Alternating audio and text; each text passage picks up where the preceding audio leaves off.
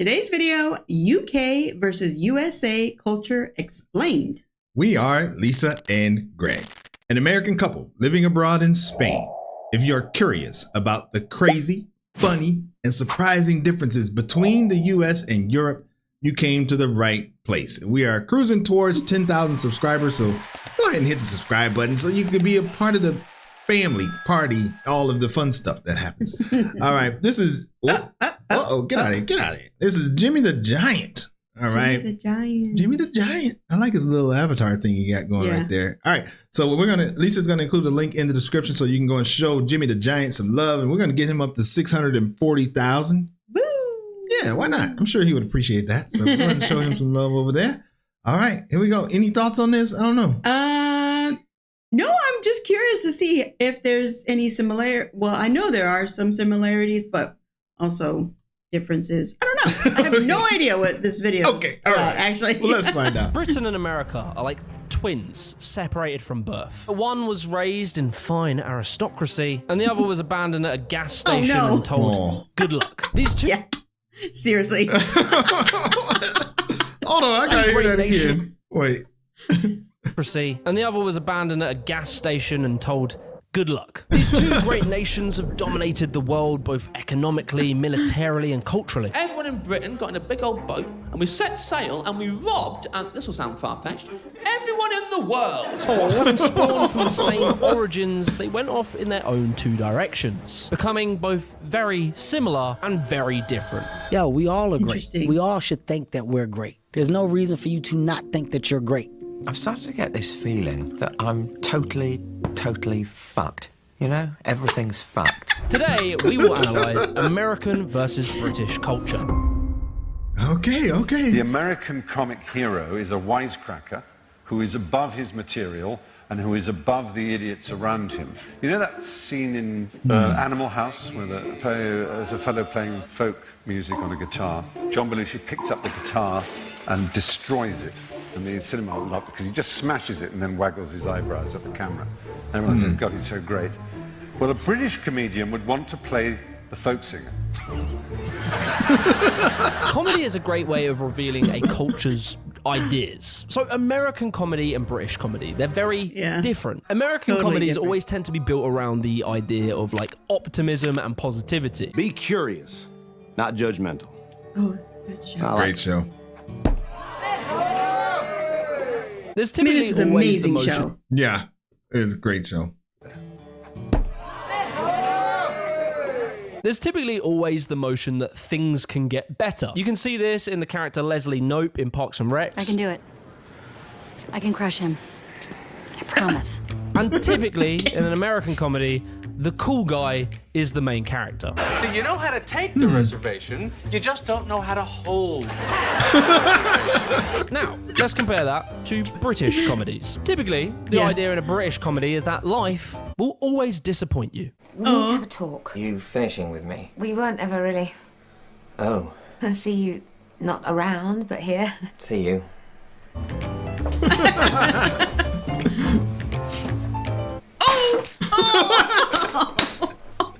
Secondly, You totally see him pouting. That was too funny. Wait. I want to see it again. Yeah. See you.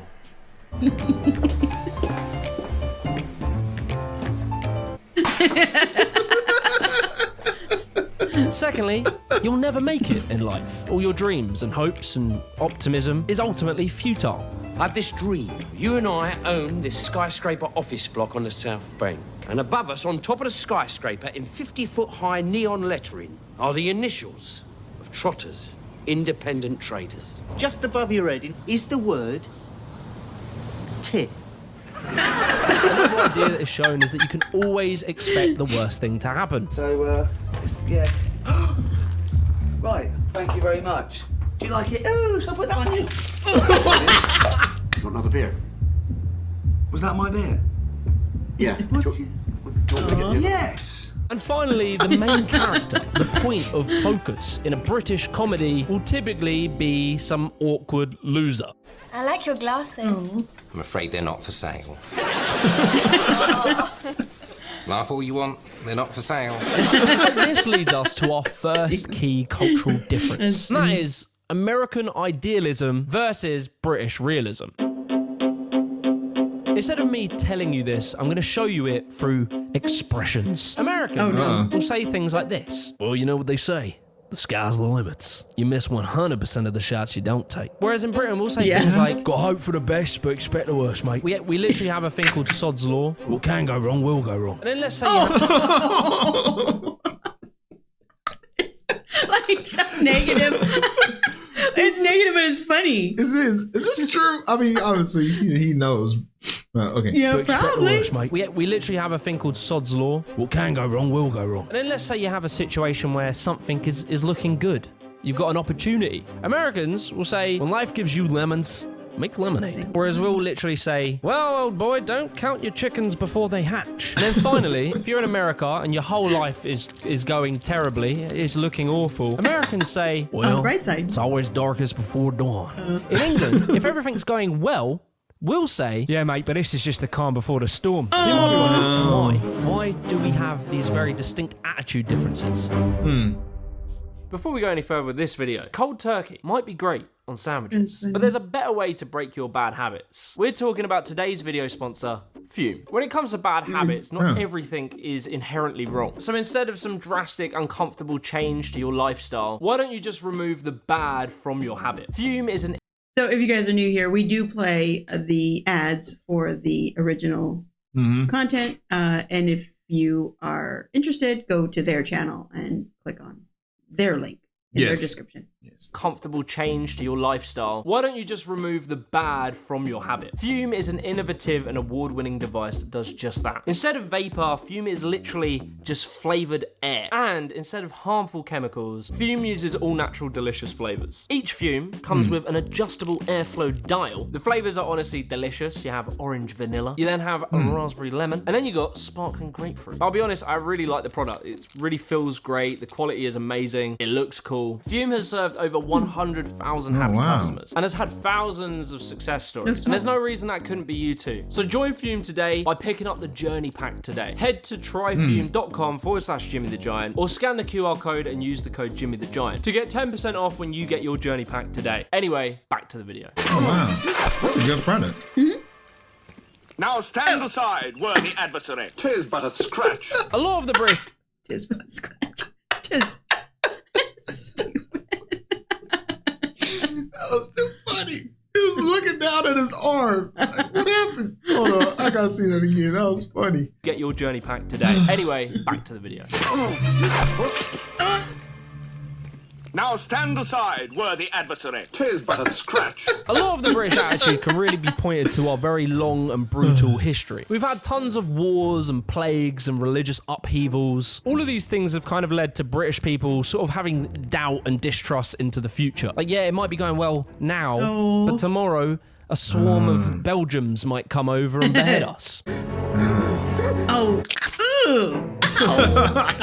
Understanding our history gives us this cautiousness to being too optimistic about the future. As well, you have to combine the religious attitudes of the Church of England. The Church of England was very much a believer in the idea of original sin. The idea that humans have fallen from God, we're all inherently bad, although we do have the ability to be somewhat redeemed. This has engineered a sort of attitude of cautious optimism. We're not entirely 100% pessimists. All of this combined with the fact that our weather is pretty shit. Rain? Yeah. Oh my lord.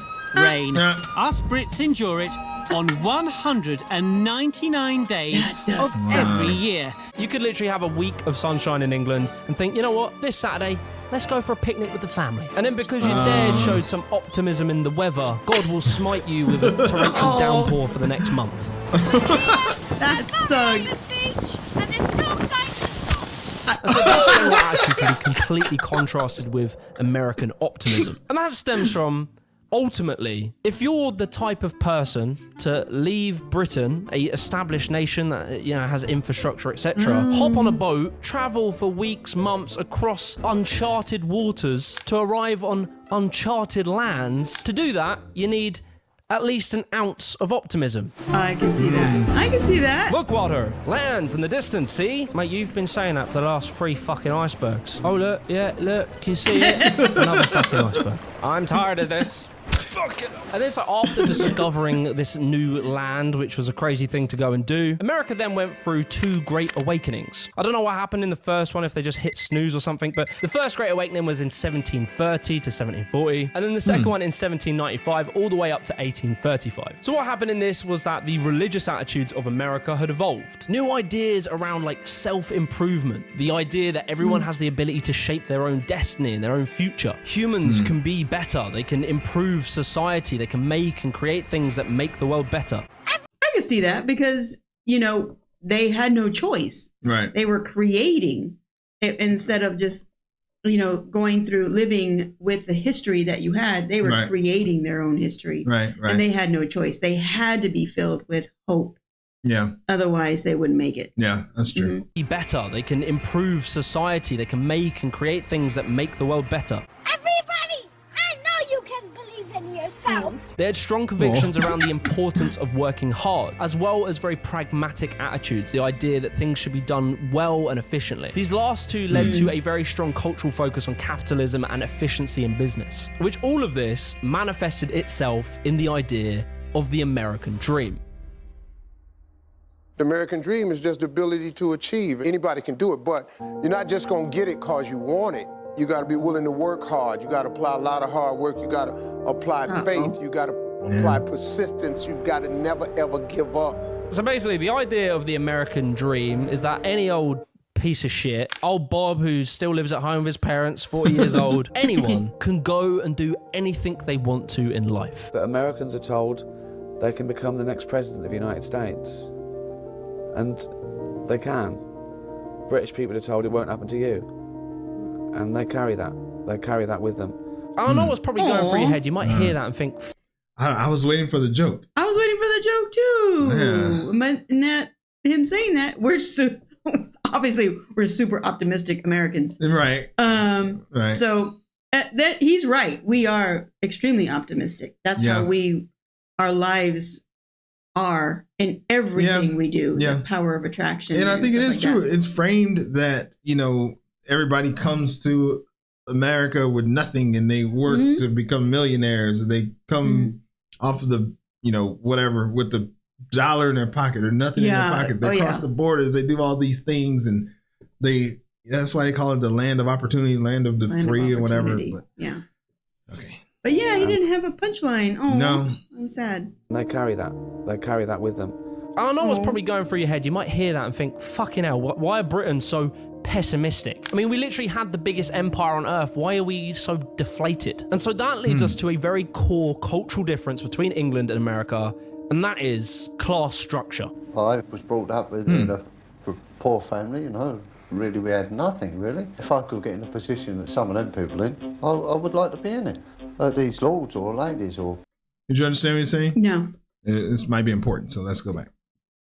Cultural difference between England and America, and that is class structure. I was brought up... Okay, what is he saying class there? Structure. Oh, okay, sorry, I can't even understand. It's okay. Difference between England and America, and that is class structure. I was brought up in a poor family, you know. Really, we had nothing, really. If I could get in a position that some of them people in, I would like to be in it. These lords or ladies or peers or... You're talking about them class of people. The Curzons family started with William the Conqueror. In Britain, the idea of class and where you stand socially has been a very core part of our identity. Until very recently, as a Brit, your whole life was decided before you were born. These differences between the upper class and the working class has existed through most of British history. There's like this idea that the upper class are pure blood. They were like chosen by God. They had divine rights. They literally referred to themselves as blue-blooded. And they were much better than the grunts working the coal mines to power their beautiful machinery.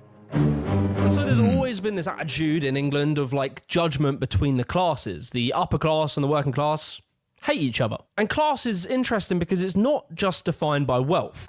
We give dinner parties 2 or 3 times a week. This enables us to keep in touch with our wide circle of friends. We give a wine and cheese do once a month. This enables us to do it on the cheap. Her mother comes round Saturday nights and drinks my Guinness.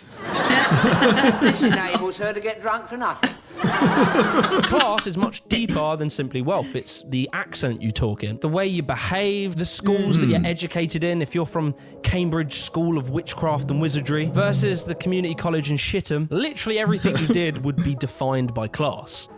I think working class people in general feel this kind of thing weighing down upon them, and I can't put it into words of what it is, but I think people watching this will understand that you feel it pushing you down all the time. And so there's this understanding that there isn't much class mobility. If you are lower class, even if you got wealthy, you could never be upper class. There's no way. And so this kind of demoralization spawned a attitude in British people that things can't really get that much better. I'm always going to be judged from basically the background that I'm from. In America, as I explained with the American Dream, the attitude is that anyone can be anything.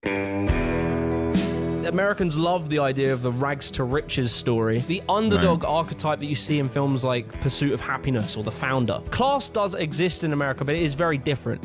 You're probably going to see more things between North and South divides and racial divides. But I do, as a British person, quickly want to make a caveat. The British people have never had like outright defeatism. British people will try in life. They'll try very hard, but we just don't like to get our hopes up. We are optimistic, but just in a very cautious way. Like, Americans might aspire to be a millionaire CEO of a big tech startup, whilst British people will aspire to one day shop at Waitrose. My wife likes to shop at Waitrose. It's the middle class option.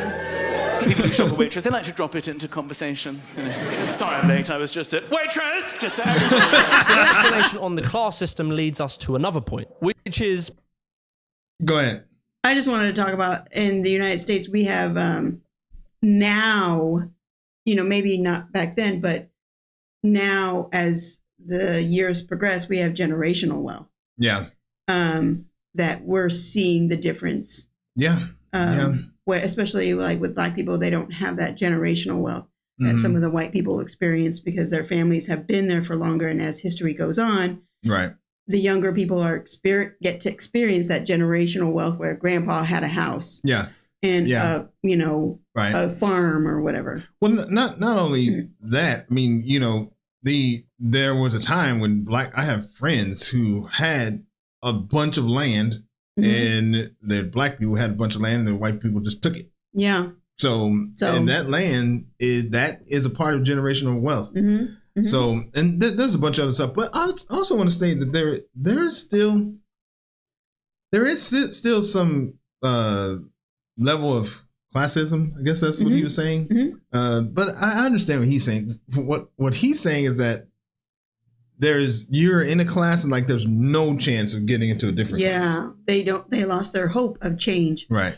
And I guess in America, there people are in a certain class and they do believe that the odds are stacked against them. They're not going to get to the next class. But I guess the difference is that it's possible. And you might have all of the people in one neighborhood who are a certain way. But then one of them, like in my neighborhood is a perfect example. Everybody in my neighborhood, none of them went to college. Right. And I did. So, so that's an example of there's a certain class that believes that you're not going to progress but you still can. So they mentioned this. I'm going to say this real fast. This was actually mentioned as far as in England because like the Titanic, which came from there. And this is a weird story, but the movie, it reminds me of the movie where that one lady in the rich class, she was called New Money and she never really fit in because she won something or it got donated from family or something, but she was poor. Do you remember that lady? Yeah. And they never really made her fit in. She couldn't fit in because she was New Money. So they even alluded to that even in Titanic. Yeah. I mean, this is a good video so far. There's a lot of layers to what he's saying, but it's really good. It's politeness and let me rewind it in case we missed something. To drop it into conversations. You know, sorry I'm late, I was just at Waitrose! Just there. So the explanation on the class system leads us to another point, which is politeness and expressiveness. Here's your food, good sir. What the fuck is that? Everything okay with the food? Oh yes, lovely, thank you. I would say British people are kind of overly aware of being rude and impolite, which has some benefits. You know, we treat people really well. We hate to be awkward and we like people to feel relaxed. But it can cause British people to take way too much shit and not stand up for themselves. Oh.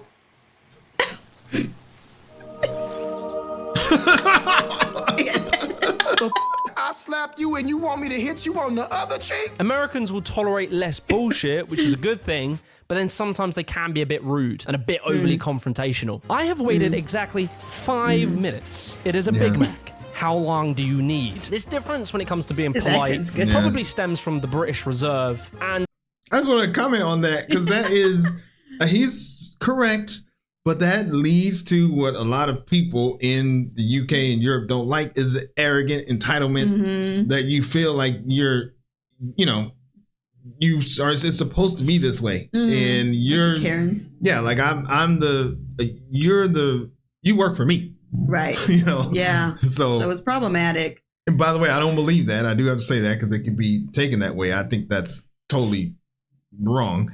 But that's where it comes from. Yeah.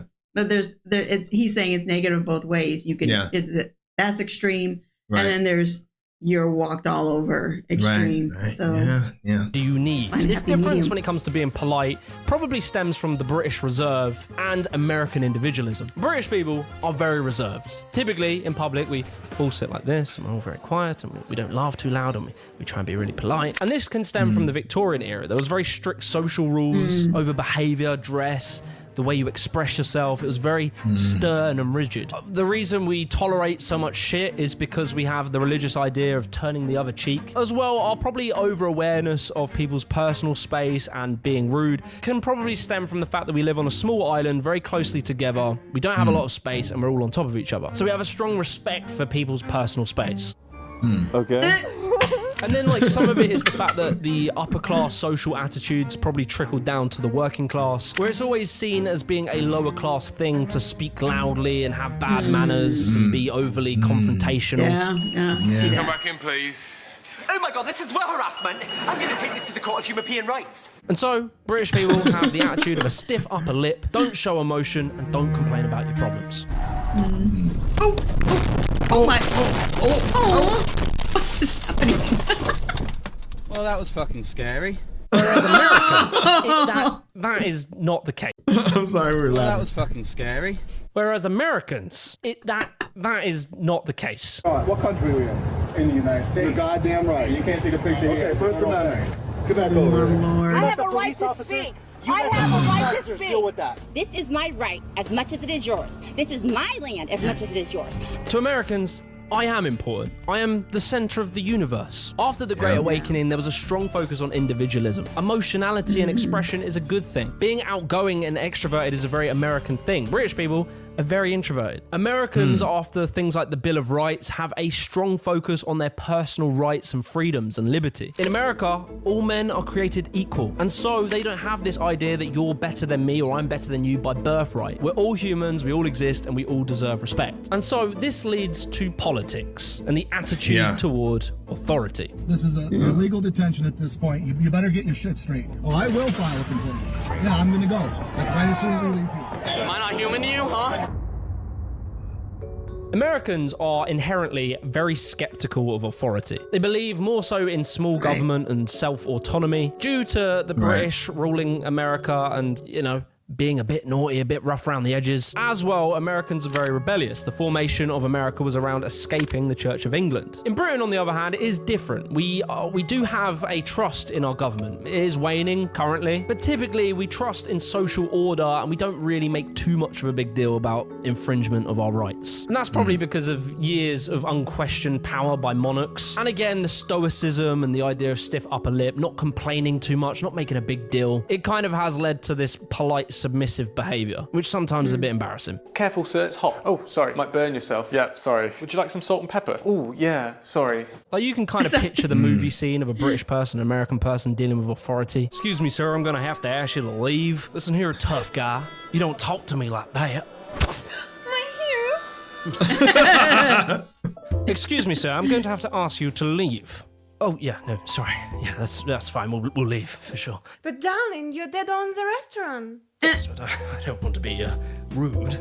And so with all this, you can extrapolate these attitudes and understand different attitudes towards certain issues. You know, for instance, guns. Americans see guns as like a right to protect themselves from the government and other people. America's fast food and subsequent obesity problem has stemmed from the ideas of efficiency in business, not wanting to waste time on food, taking too long to cook. And then you have things like healthcare and welfare. Like in Britain, we have a pretty strong healthcare system. Let's not get into that. Whereas Americans are far more reserved on bringing anything into public domain, especially healthcare. Britain has an obsession with tradition and upholding tradition, whereas America have a strong focus on new and innovation, new products, technology. By making the screen taller but not wider, you can see more of your content without the need to scroll. We're making scrolling a thing of the past. And so look, I've picked apart British people and American people. I've made jokes, I've pointed out some bad things, but I want to say, and I think this is true, Americans and British people have a very deep mutual respect for each other. I think very much these days, ever since the war, we've had what has been dubbed a special relationship. I don't know if that's a gay thing or something, but whatever. As a Brit, I can say honestly, I really do love Americans. I love being around Americans. I really admire their confidence. They're so easy to talk to. They're very warm, open demeanors. British people can be very reserved at times. Excuse me, young man, is anyone sitting here? No. Would you mind if we sat here? No, it's fine. I'm Ronald. This is Pammy. Cute. Actually, you forgot to tell us your name. Peter. Peter! It can be pretty depressing talking to British people about the future and your ambitions. Whereas Americans are all patting you on the back saying, yeah, you can do it, bro. And I think Americans do appreciate British people as well. They probably appreciate our realism. We don't really bullshit ourselves. We're very honest. We know our strengths, but we also know our flaws. Often Americans see us as well-spoken and intelligent. And you can actually see our comedy has massively influenced modern American comedy. There's a lot more awkward, dry humor in American television now than there ever was in the past. And obviously, Americans fucking love our traditions, arguably more than us. It leads me to a final thought, and that is about cultural homogenization. With the internet, culture across the world has sort of melted together. We're all seeing the same media constantly. I will listen to endless American podcasters telling me to go after my dreams and fix my life or something. The idea that the internet is bringing lots of different value systems together and you can kind of choose which one suits you as opposed just the one that dominates your country. But I do wonder, are we going to see less of these interesting differences and are we just going to become a sort of best of greatest album kind of thing? Let me know in the comments if you want to see more on this topic. Check out the Afters podcast. Wow. I think, how old is this video? Because, you know, I think obviously times, it was only a year. Okay. I don't know. I know Europe in general is really disgusted by the politics that is happening in America, and they don't like a lot of Americans. And we see it in our comments. Yeah, that's true. There's a lot of negativity and we've done videos of how stupid some Americans are. Right. And it's true. There's half of the country is completely lost. In the nice way of saying it. Yeah. So just wondering, because it did feel like the UK was our closest friends, but I don't know if they. Yeah, I don't know. JD Vance messed that up. Yeah, I don't know. It's just it's an interesting time right now. Yeah, it is. So there are a lot of things that, you know, he brings up that you're glad, speaking for myself, probably for you too, glad that we got those aspects of being an American. Mm-hmm. You know, like being inspirational and having a can-do attitude. Mm-hmm. You know, I definitely like those things. Right. But then at the same time, I don't know. So we're going through this like interesting like challenge or battle within ourselves of like, oh man, if we had it our way, we would never go back to America. Right. And well, dang, there's like those things that I like that I got from being an American. Mm-hmm. So, but then there's other things that me, you know, I can probably tell multiple stories of us like assuming one thing. It's like, oh, that's totally American that we assume it's supposed to be that way. You know, so I think for the most part, though, we're glad we're not there anymore. Yeah. We don't want to go back. Right. And we are excited to embrace the cultures and traditions of Europe and Europeans. That's true. So that's true. That's true. Maybe we can bring some of the positive things. Yeah. We'll sprinkle our positivity and love all over the place. Yes. And we'll take your being direct and all of those things. Not tipping, you know. Yeah, we'll take that. All right. Well, this is a good one. He was really good. He was really good. Yeah. Well, hold on. We can't get away without reading the comments. Okay. Freshly arrived in London from the U.S., I got to chatting with an Australian who had just arrived. We were happy and enthusiastic. The commuters on the tube were looking at us like we were farting. Okay, that's great. All right, a simple way of thinking about it is that the UK is a jaded old man that has been around a long time and seen a lot. Whereas the USA is more like an optimistic teenager who thinks that they are indestructible. That's true. That's a good one. One more. Let's see. Let's just go with this one here. I usually hate these British Americans are bad because of this type video, but this was really well written and genuine. I've spent some time in the UK and I'd have to say I agree with everything you said about both Americans and British. That was good. All right. That was a good video. This is a long video. We appreciate you sticking around. And as always, thank you for stopping by and we will see you on the next video. Bye. Peace.